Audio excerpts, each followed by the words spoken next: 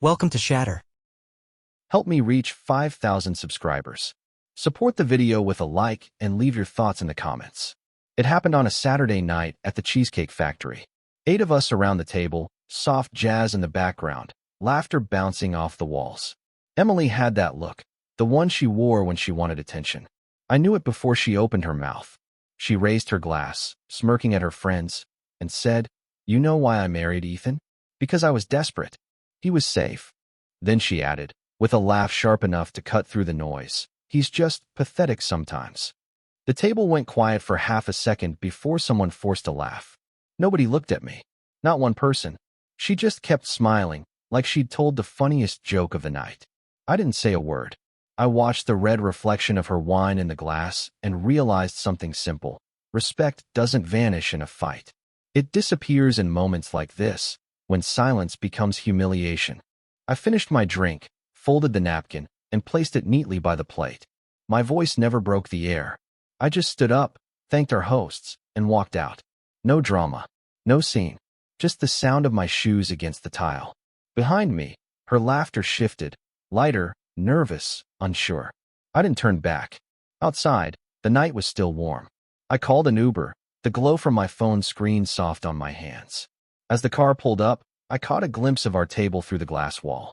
She was already performing again, waving her hands, telling a story, trying to pull the spotlight back. She didn't even notice I was gone until I was halfway across the bridge. In the back seat, I stared at my reflection in the window. For the first time in years, I didn't feel angry. I felt finished. The driver asked if I was okay. I said yes, and it was true. When I got home, I didn't pack out of rage. I packed like a man following a checklist. A few shirts, my laptop, documents. I put my tools in a small box, things I'd use later. By the time she got back from her performance, the house was already quieter than she'd ever made it. That night, before turning off my phone, I sent one message. "I'm not part of your show. The role's open." Then I slept for the first time in months. The next morning, the house felt like an empty studio after the cameras stopped rolling. Her makeup was still scattered across the counter, her perfume lingering in the air like something rehearsed too many times. She texted twice around noon, short, casual messages. "Where'd you go?" And then, "You're overreacting." I didn't answer either. I'd already moved into a small apartment on the other side of town, a place I found the same night through a quick search, the kind of place that didn't ask questions. At Home Depot that morning, I bought basic tools, a set of screwdrivers, and a cheap lamp. I remember tightening the last screw on the table and thinking how peaceful silence could be when it belonged to you. There was no echo of her voice, no ring light buzzing in the corner, no phone set on record for the next authentic moment. Just quiet. That night she posted a photo on Instagram, a selfie with a caption about choosing yourself. The comments were filled with hearts and words like powerful and queen. I stared at the screen, not in anger, but with a strange calm. It wasn't a message to her followers. It was her way of convincing herself she hadn't lost control. She didn't even mention that her husband had left. In her world, stories only exist when they're seen. I spent that evening at IHOP, sitting alone at a corner booth. The waitress poured my coffee without asking questions. There was something comforting in that, being invisible. Across from me, a couple was laughing over pancakes, and for a moment, I felt like I was watching a life I'd already outgrown. Before leaving, I opened my phone and deleted every photo of us. Not out of bitterness, but because I realized I didn't need proof of a past that only existed for her followers. I drove back to my new place, the truck quiet except for the hum of the road.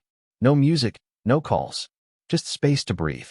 By the time I parked, another post appeared on her page. "Some people can't handle strong women." I smiled slightly. She still didn't understand. Strength doesn't need an audience. A few days later, I started noticing the small signs of her unraveling. It began quietly, like background noise I could almost ignore. Friends who'd laughed at her joke that night started avoiding her calls. One of them, a mutual acquaintance, stopped by my new place under the excuse of dropping off mail. He mentioned her name like it was something fragile. Said she'd been asking where I was staying, that she wanted to talk things out. I thanked him, closed the door, and didn't ask for details. I already knew what came next. She wasn't looking for closure, just a new performance. At work, the The rhythm helped me reset. Engineering doesn't care about emotions, only precision, logic, results. Each calculation, each inspection, built a sense of order I hadn't felt in years. During lunch, I'd sit in the parking lot inside my truck, scrolling through nothing, just letting the silence fill the gaps. My phone stayed on Do Not Disturb. Her messages began stacking up, short, fragmented ones at first, then longer, more dramatic paragraphs. I never replied. That weekend, she showed up at my old place and realized I'd transferred the lease to her name. Everything was in order, down to the last document. I could imagine her expression, confused, maybe a little frightened. For the first time, she didn't control the narrative. Her followers didn't know, her friends were distant, and the man she mocked had simply vanished without a sound. Late that night, she posted another photo, dark lighting, mascara smudged, a quote about forgiveness and growth. The comments were sympathetic this time. Stay strong. You deserve better. He'll regret it. They didn't realize the person she was forgiving didn't exist anymore. The man who needed her validation was gone. I spent that same night building a small shelf I'd bought from Home Depot. As I drilled the last screw, I thought about how strange peace feels when it's earned in silence. My new apartment wasn't beautiful, but it was real. No filters, no spotlight, no applause. Just me, a clean table, and the hum of quiet electricity. Somewhere across town, she was learning what silence really sounded like, when it wasn't a pause in conversation, but the end of one. A week passed before I saw her again. Not in person, on a screen. Someone at work showed me a clip that had been floating around Instagram. Emily was on a podcast, talking about modern relationships and how people lose themselves trying to save others. Her tone was calm, confident, practiced. To anyone else, she sounded composed. But I could see it, the hesitation in her smile, the small pause before she looked at the camera. She was breaking, just not where anyone could see it. That night, I drove through the quiet streets, not sure where I was headed. I ended up at IHOP again. The same booth, same cup of black coffee. The waitress recognized me this time. Rough week? She asked. I just smiled. Outside, rain hit the windows in small rhythmic taps, and for the first time, I felt detached from everything that used to define me. Husband, provider, background character in someone else's story. I was just a man having coffee in the middle of the night, existing without noise. While I sat there, I noticed her name pop up on my phone again. A message. Can we talk? Then another. I think we owe each other that. I stared at the screen until it dimmed. She wanted a reaction. A word. Anything that could give her back a sense of control. I gave her nothing. Silence isn't cruelty. It's clarity. When I got back to the apartment, I started organizing my tools. The set from Home Depot lined perfectly along the shelf I'd built. Order. Simplicity. Two things she'd never valued. I realized that I'd stopped checking her posts altogether. Whatever story she was telling the world didn't belong to me anymore. The next morning, I woke before sunrise. Made coffee. Looked around at the small apartment filled with morning light and thought, this was it. My new life. Quiet. Predictable. Free. I didn't delete her number, didn't block her. I just let her messages stay unread. Sometimes the most powerful thing you can do isn't to speak, but to stop showing up where your silence hurts more than your words ever could. 2 weeks later, her silence finally matched mine. No new posts, no calls, no photos of her morning lattes or motivational quotes. The sudden quiet felt unnatural, like a stage gone dark before the final act. I didn't look for her, but people made sure I knew. A coworker mentioned she'd been seen at the same restaurants we used to visit, sitting alone, pretending she was waiting for someone. Another said she'd stopped showing up at events altogether. The spotlight she chased for years had turned away, and she didn't know how to live without its warmth. One evening, as I was driving home, I saw her name again, this time in a message from one of her close friends. She wrote, "She's not doing well. Maybe just talk to her." I didn't respond. There are conversations that solve nothing, and this was one of them. Instead, I parked the truck near the lake and sat there watching the reflections of the streetlights ripple across the water. The world kept moving, even when she didn't. I spent that weekend finishing the last details in my apartment. The shelves were up, the tools from Home Depot all in their place, the space finally mine. I'd built something clean, something that didn't require constant validation. I turned my phone off for 2 days, let it rest in a drawer. No sound, no buzz, no reminders of a life that used to depend on notifications. When I turned it back on, there was a flood of missed calls and messages, most of them from her. The last one stood out. "I get it now," she wrote. "You're done with me." I read it once, twice, then locked the screen. I didn't need to answer. Understanding doesn't always come with closure. Sometimes it arrives too late to matter.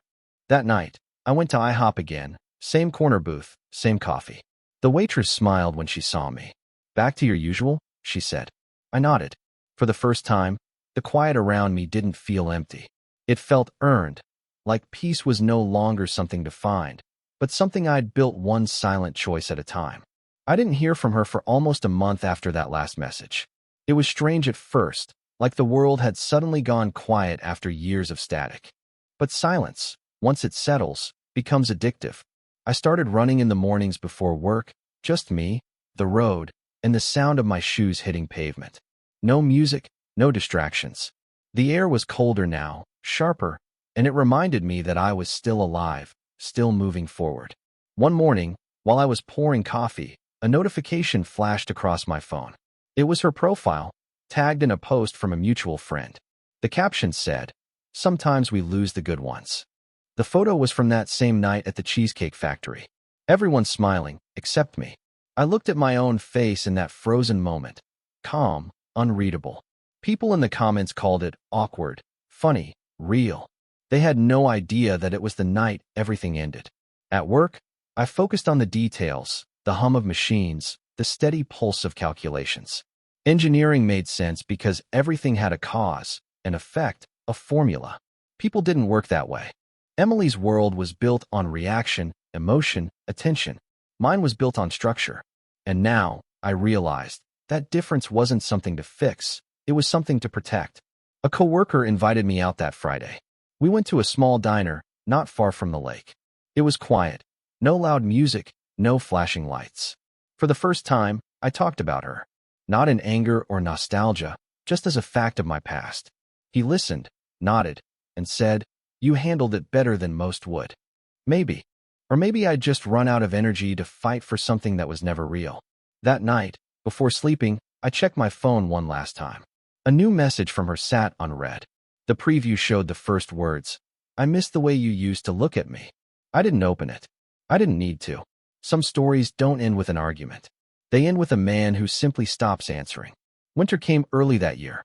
The mornings were colder, the air sharper. I'd wake before sunrise, brew coffee, and watch the light creep across the floorboards of the apartment I'd built with my own hands. Every corner of that place carried quiet proof of who I'd become. Steady, grounded, untouchable. I hadn't thought about Emily in days, maybe weeks, until I saw her again by accident. I was grabbing takeout one night when she walked in. Same restaurant, same glow she used to wear like armor, but something was missing. The confidence had cracks now. She froze when she saw me. No camera, no friends, just two people standing on opposite sides of a life that no longer existed. She said my name softly, like she wasn't sure it still belonged to me. I nodded once. She tried to smile, but her voice shook when she said, "You look different." Different was an understatement. I'd stopped chasing validation the moment I left that table at the Cheesecake Factory. I'd stopped explaining myself. My silence had built something she couldn't compete with, peace. I paid for my food, thanked the cashier, and walked past her without another word. She called after me, but I didn't turn around. Later that night, she posted on Instagram again. A dimly lit photo, a caption about growth and forgiveness. I knew what it meant. She was trying to narrate the moment, to reframe it for her audience. But this time, the comments were different. People could sense something off. The likes were fewer. The approval she lived for was slipping away.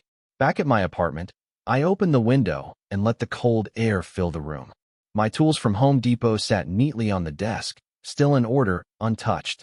I thought about how strange it was. The same silence that once made her restless had become my entire foundation.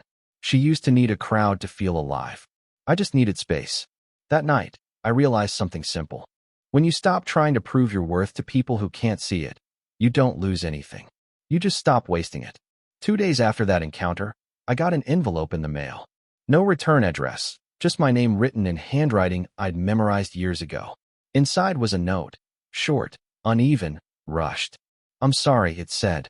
"Not for what I said that night, but for forgetting who you were while the world was watching me." I read it twice, folded it neatly, and placed it in the drawer beside my bed. It didn't hurt. It didn't heal anything either. It was just words, like all the others she'd spoken to fill silence she never learned to sit with. That night, I went to IHOP again. Same booth, same cup of coffee, same quiet hum of late-night conversations around me. I watched people come and go, couples laughing, friends talking, strangers scrolling through their phones. I used to envy that noise, the illusion of connection. Now it just felt like background static. The waitress poured my refill, smiled, and said, "You always look like you're thinking about something." I told her, "Not anymore." On my way home, I drove past her old office downtown. The lights were off, her name missing from the banner outside. I'd heard she'd left her job to rebrand herself. Maybe she thought reinvention could fix what emptiness broke. Maybe she was finally learning that attention doesn't equal affection. The truth is, when your worth depends on an audience, you stop existing the moment they look away. At home, I opened my laptop and started working on a side project I'd been putting off for years, a design idea for a new security system. Something quiet, reliable, invisible. The kind of thing that works best when no one knows it's there. It felt symbolic. My life had become exactly that, secure, unseen, functional. Before bed, I checked my phone one last time. Another post from her, an empty photo of city lights, captioned, "Sometimes the silence is the loudest answer." For once, she was right. I turned off the phone, turned off the light, and let the quiet remind me why I left. Winter turned into early spring, and with it came a quiet I'd grown to love. The silence wasn't heavy anymore, it was grounding. My life had rhythm again. Work, coffee, late-night drives, long stretches of thoughtless calm. I hadn't checked her social media in weeks, but one night, while scrolling through notifications, I saw her name tagged again. The photo wasn't flattering. She looked tired, worn down, her smile thin and forced. The caption under it wasn't hers. It was someone else's post, talking about how fast people change when the attention fades. The comments were brutal. It hit me then. She was finally living without the audience she'd built her world around. At work, my supervisor called me into his office. He wanted to promote me, lead engineer on a new safety project. I accepted without hesitation. It wasn't success that thrilled me. It was stability. It was a life not defined by anyone else's approval. I drove home that night with the windows down, the air sharp and clean, the sound of the engine steady beneath me. The truck had become more than transportation. It was a symbol of movement without noise. When I got home, there was a voicemail waiting. Her voice, soft, hesitant. "I saw you. You looked happy. I hope you are." Then silence. A deep inhale before she hung up. I didn't replay it. I just deleted it and stood there for a moment, letting the quiet settle around me. It wasn't anger anymore. It wasn't even sadness. It was finality. That weekend, I went to IHOP again, the waitress greeting me by name now. She poured coffee and asked if I was still working nights. I nodded. Life was simple again, measured in hours, not followers. Across town, Emily posted another photo. Not a quote this time. Just an empty room with the caption, "Sometimes you lose someone who never raised their voice, but that's the one you remember the longest." I didn't need to see the comments. I knew what came next. She was learning what I had learned months ago. Silence isn't the absence of love. It's what remains when love is gone. It had been almost 6 months since that night at the Cheesecake Factory. 6 months since her voice had turned laughter into a weapon. I thought I'd buried that memory, but sometimes, when I drove past the restaurant, I'd catch a glimpse of the warm lights through the window and feel a quiet echo. Not pain, just distance.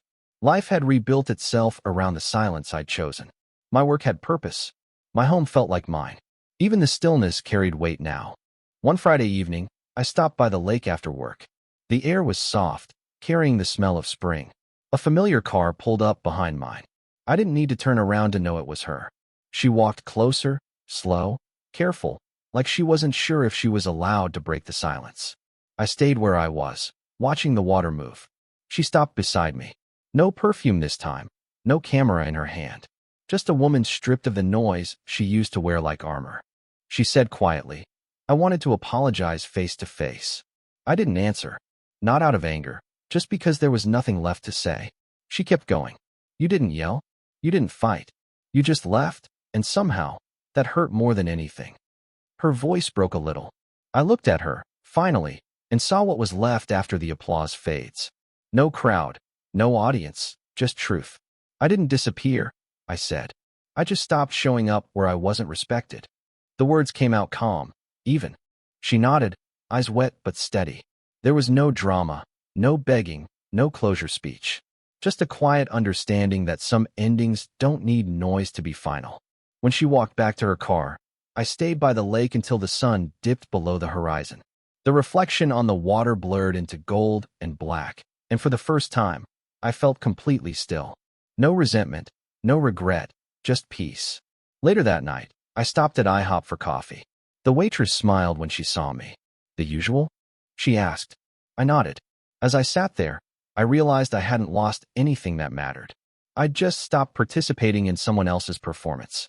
And that silence, that was my freedom. Real men don't explode. They exit. Subscribe for more power stories.